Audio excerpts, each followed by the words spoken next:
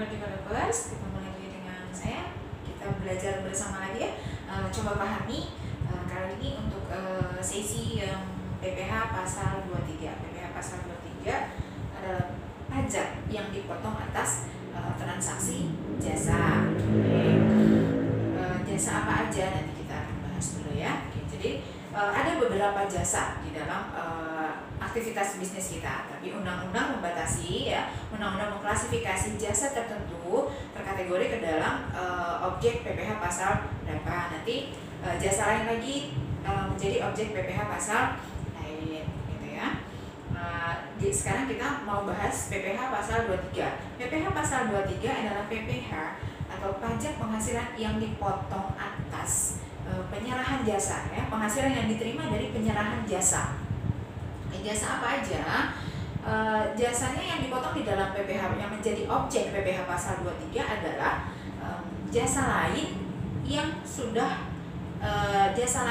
dipotong PPh pasal 21. Artinya gini, PPh pasal 21 tidak dalam bahasan ini tentunya ya, jasa yang diberikan oleh orang pribadi itu dipotong PPh pasal 21. Tapi undang-undang menyebutkan bahwa PPh pasal 23 adalah pajak penghasilan yang dipotong atas jasa ya, jasa selain yang sudah dipotong PPh pasal 21. Artinya secara benang merahnya atau lebih mudah kita pahami, artinya PPh pasal 23 adalah jasa yang dipotong selain pemberi jasanya adalah orang pribadi. Jadi kita coba tegas dulu di sini PPh pasal 23 ya. Kalau di sini atas adalah atas jasa. Jasa bisa diberikan oleh orang pribadi dan oleh badan. Jasa yang pemberi jasanya adalah orang pribadi ini menjadi objek PPh pasal 21. Tapi jasa yang diberikan oleh badan menjadi objek PPh pasal 23. Sama-sama atas jasa supaya kita nggak rancu ya. Jadi banyak terjadi perusahaan itu melakukan pembayaran atas jasa yang diberikan oleh pemberi jasa ya. Pemberi jasanya bisa orang pribadi, bisa badan. Ketika pemberi jasanya adalah orang pribadi, maka dia menjadi objek PPh 21. Banyak terjadi di lapangan masih PPh ya 21 yang menjadi objek jasa yang diberikan oleh OP dipotong juga PPh pasal 23. Ini harus kita luruskan dan makanya kita belajar sama-sama ya, belajar memahami secara fundamental, secara konseptual bahwa PPh pasal 23 adalah menjadi objek jasa yang pemberi jasanya adalah badan. Ini harus diingat ya, supaya kenapa nggak salah potong ya. Oke, jadi PPh ketika pemberi jasanya adalah badan itu tentang PPh pasal 23. PPh pasal 23, PPh pasal, jadi mekanismenya adalah gini. Kalau PT A jual jasa kepada PT B ya, PT A jual jasa kepada PT B, maka yang dipotong penghasilannya adalah PT A. Kenapa? Karena PT A sebagai pemberi jasa dan penerima penghasilan.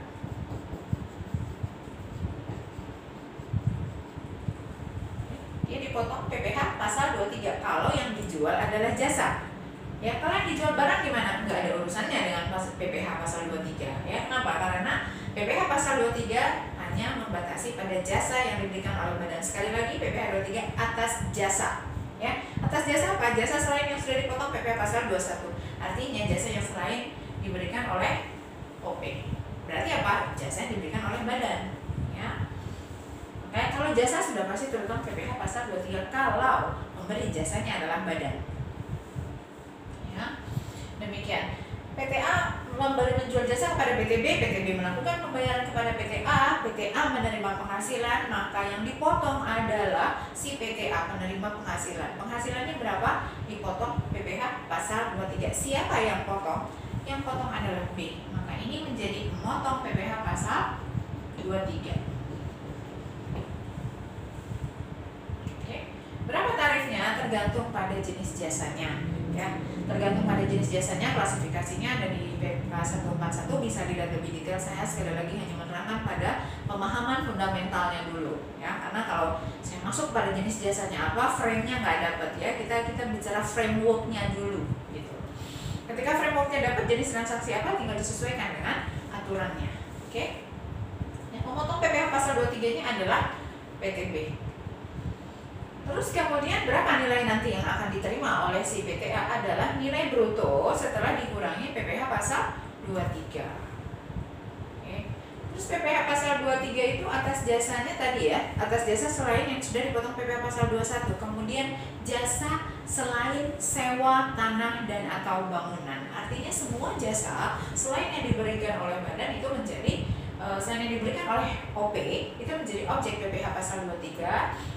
Dan jasa sewa tanah dan atau bangunan bukan objek PPh pasal 23. Jadi sekali lagi PPh pasal 23 hanya pada jasa selain tadi ya, selain yang sudah diberikan sama OP, selain sewa tanah dan atau bangunan. Ya, PPh sewa tanah dan atau bangunan akan kita lanjutkan pada sesi berikutnya. Oke. Sampai di sini bisa dipahami siapa yang dipotong, siapa yang motong ya. Yang dipotong adalah penerima penghasilan, yang memotong adalah pemberi kerja. Ya, pemberi kerja dalam hal ini PTB adalah pemberi kerja yang melakukan pemotongan atas penghasilan yang diterima oleh PTA. Sampai di situ dulu ya. Jadi penghasilannya adalah penghasilan yang diterima PTA dipotong dulu. Ya. Ketika kita sudah tahu konsepnya, pemotongnya siapa, yang dipotong siapa, pertanyaan berikutnya adalah berapa persen tarifnya. Seperti saya katakan sebelumnya, tarif tergantung pada jenis jasanya apa saja. Ya. Oke, kita ambil satu contoh, jenisnya adalah sewa aktiva tetap selain tanah dan atau bangunan. Apa tuh? Misalnya sewa mesin, ya. Sewa mesin aja, sewa mesin dengan tarif berapa? Tarifnya adalah 2%. Tarifnya adalah 2%. Mekanisme penghitungannya bagaimana? PPh pasal 23 adalah 2% kali DPP. Ya, seperti saya sudah bilang bahwa semua jenis pajak adalah tarif kali DPP. Sekarang DPP-nya apa? DPP-nya adalah nilai jasa yang dijual belum termasuk PPN, exclude PPN.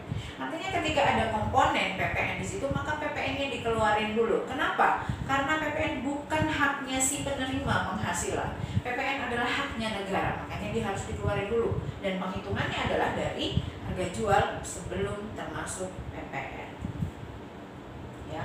Misalnya gimana? Saya tetap ambil contoh dengan nilai yang sangat sederhana 100 juta aja ya. Kalau si PTA melakukan penjualan jasa ke PTB sewa, jasa sewa mesin, nilainya sebesar 100 juta untuk DPP-nya. 100 juta, PPN-nya 10 juta.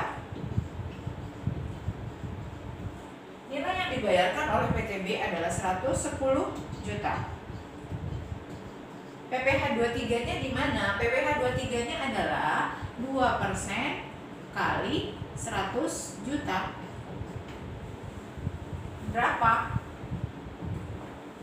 Ya, maka nilainya adalah yang akan diterima oleh si PTA nantinya adalah 110 total termasuk PPN dikurang PPh pasal 23. Tapi tetap 10 jutanya merupakan haknya negara yang harus disetor oleh PTA. Kenapa? Karena yang melakukan pembayaran PPN untuk penjualan jasa atau penyerahan jasa di sini atau pemanfaatan jasa di sini adalah PTB. Kenapa? Karena PTB adalah pengguna jasa, pemberi kerja, ya.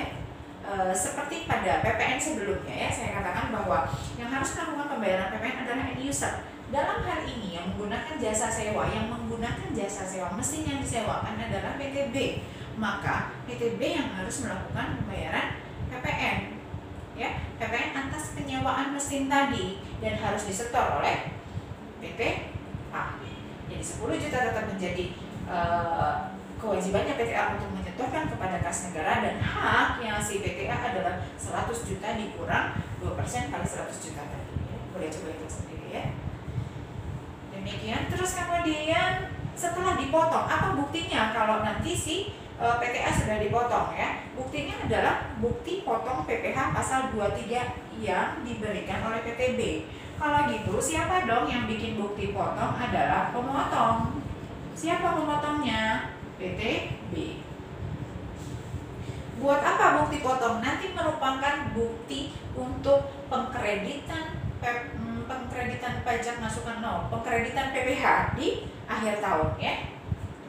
Jadi yang menerbitkan bukti potong adalah si pemotong, nanti bukti potong oleh si penerima penghasilan menjadi pengurang PPh terutang pada akhir tahun, ya. Demikian untuk PPh pasal 23. Sampai di sini mekanismenya, potong pungutnya sudah jelas. Ya, siapa yang dipotong, siapa pemotong, berapa tarifnya, bagaimana mekanismenya. Pada pertemuan selanjutnya, pada sesi selanjutnya kita akan bicara masalah pelaporan PPh pasal 23. Oke, sampai di sini supaya bisa dipahami, semoga bisa dipahami, semoga bermanfaat. Ya, terima kasih.